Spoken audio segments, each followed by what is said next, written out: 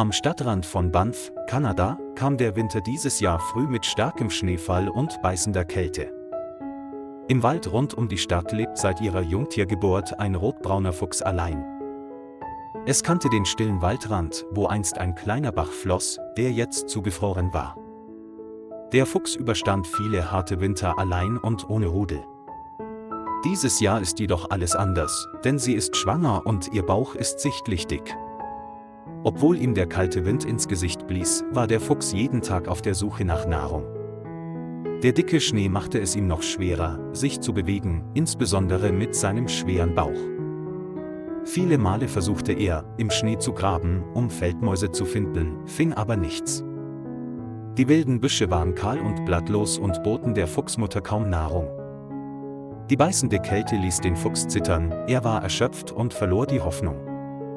Obwohl es den ganzen Tag unterwegs war, hatte es keine Beute gefangen und sein Magen knurrte vor Hunger. Es war Abenddämmerung und der Fuchs stapfte am Rand eines großen, teilweise zugefrorenen Sees entlang. Als der Frühling näher rückte, begann der Schnee auf der Seeoberfläche zu schmelzen. Das Eis zerbrach in dünne Schichten, die davontrieben und den See zu einem Mosaik aus Eis und Wasser machten.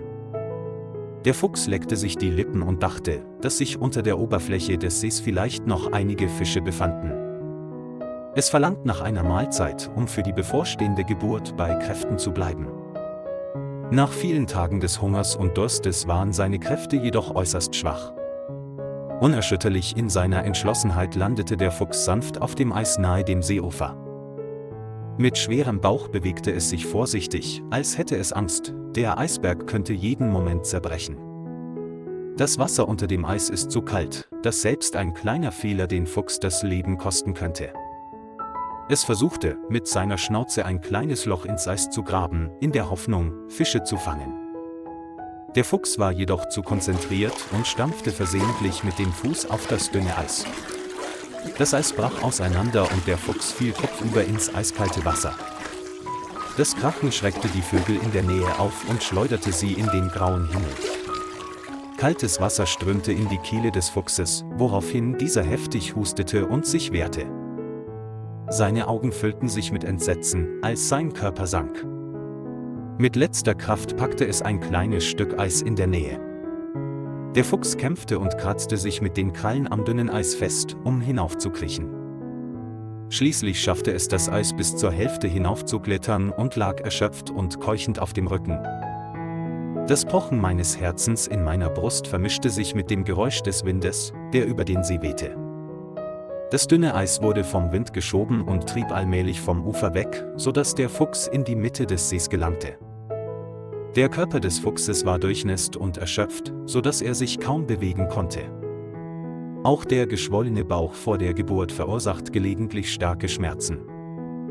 Der Fuchs konnte jedoch nicht schreien, er schloss nur die Augen und ertrug es verzweifelt. Am Ufer war es ruhig, am späten Nachmittag kam keine Menschenseele vorbei. Die letzten Sonnenstrahlen werfen einen rot-orangenen Heiligenschein über den See. Dann lächelte das Glück, und ein Mann namens Marcus Patterson machte einen Spaziergang um den See, um sich zu bewegen.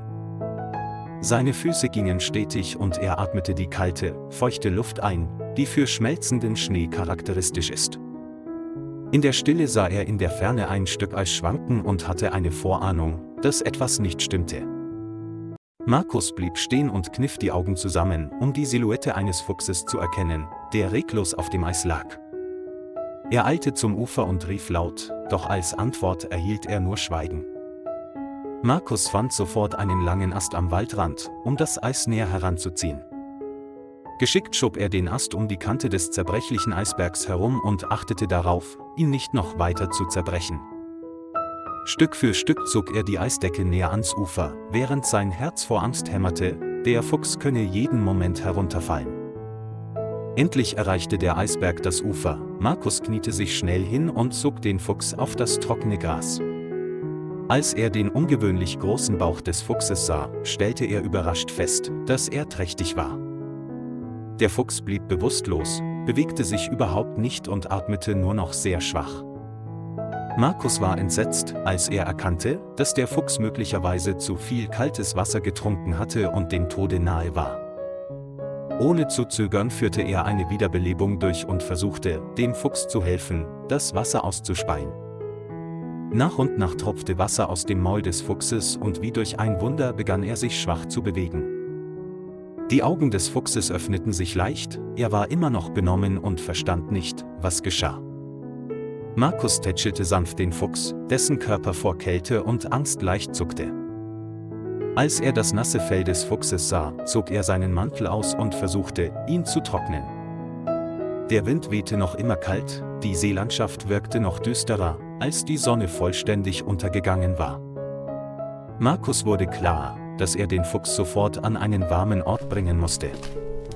Er legte seine Arme um den Fuchs und ließ seine Krallen in sein Hemd graben. Auf dem Heimweg ging er vorsichtig und hielt das zitternde Tier mit dem Arm fest. Markus' Haus liegt nahe dem Waldrand, dahinter befindet sich eine alte Scheune. Als wir dort ankamen, war es dunkel, die schwache Glühbirne beleuchtete die Holztür.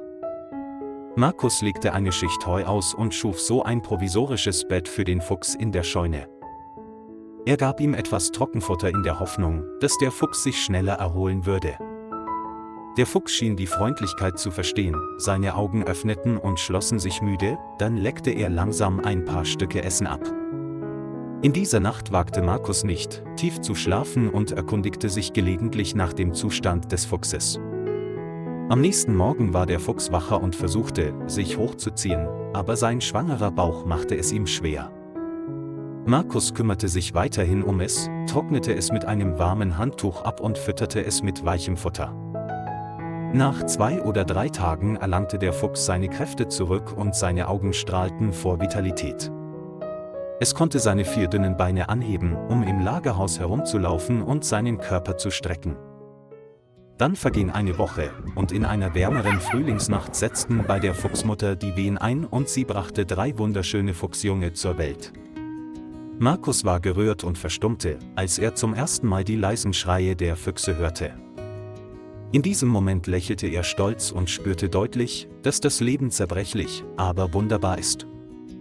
In den folgenden Tagen brachte er weiterhin Futter und Wasser, um sicherzustellen, dass die Fuchsmutter genügend Nahrung hatte, um ihre Jungen zu ernähren.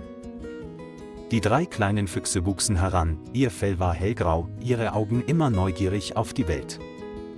Die Fuchsmutter versuchte gelegentlich, auf dem Gelände rund um die Scheune zu jagen, aber Markus half dabei meistens.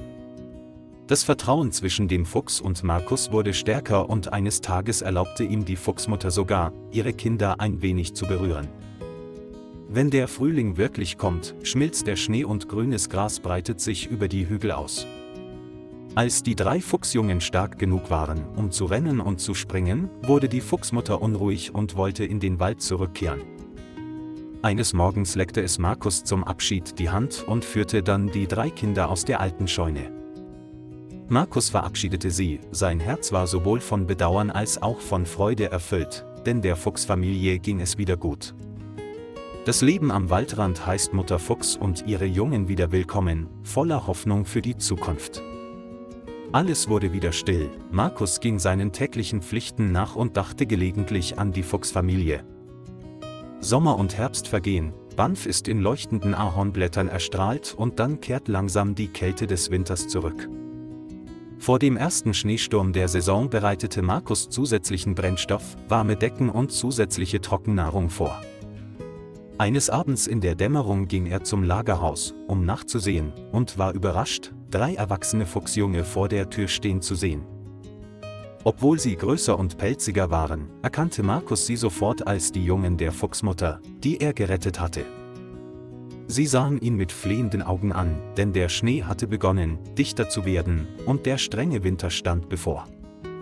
Markus streichelte liebevoll die Köpfe der 3 Füchse und sein Herz war voller Freude, seine kleinen Bekannten wiederzusehen. Dann brachte er sie ins Lagerhaus, um Wind und Schnee zu entgehen, und hielt dabei ständig Ausschau nach der Fuchsmutter. Vielleicht war die Fuchsmutter irgendwo auf der Suche nach Nahrung und hat Wache gehalten, aber darauf vertraut, dass ihre Jungen zu ihr kommen würden. Markus ist wieder bereit, seinen warmen Unterschlupf, sein Futter und seine Liebe mit der Fuchsfamilie zu teilen. Und so hallte mitten in einem strengen Winter das Lachen der Füchse aus Markus' alter Scheune wieder, verbunden durch eine warme Bindung, die die Kälte am Rande der abgelegenen Stadt Banff überwand. Lieber Freund, vielen Dank, dass Sie sich die Zeit genommen haben, das ganze Video anzuschauen. Vergessen Sie nicht, den Kanal zu liken und zu abonnieren, um uns zu unterstützen. Auf Wiedersehen und bis zu den nächsten Folgen.